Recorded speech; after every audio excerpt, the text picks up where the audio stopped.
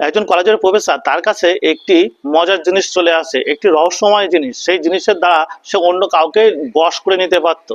সেই কলেজের কয়েকজন স্টুডেন্ট সেটা জানতে পেরে যায় এবং সেই জিনিসটা চুরি করে। এরপরে নানা ধরনের মজার মজার কাণ্ড ঘটতে শুরু করে। সিনেমাটার নাম হলো পেদাক্কালান এবং এটি মালায়ালাম সিনেমা এবং এই হিন্দি ডাব ভার্সনও আপনি পেয়ে যাবেন। এই সিনেমাটা দেখতে বসে আপনার যেমন মজা লাগবে তেমনই আপনি এর রহস্যটা উপভোগ করতে পারবেন। সিনেমায় প্রচুর পরিমাণে কমেডি আছে এবং ভেতরের যে আত্মা ফ্লিপ, এই যে মজার ব্যাপার, এইটাও দুর্দান্ত। মালায়ালাম সিনেমা মানে তাদের কাহিনী একটা নতুনত্ব থাকবেই, নতুনত্ব একটা মজার জিনিসও থাকে।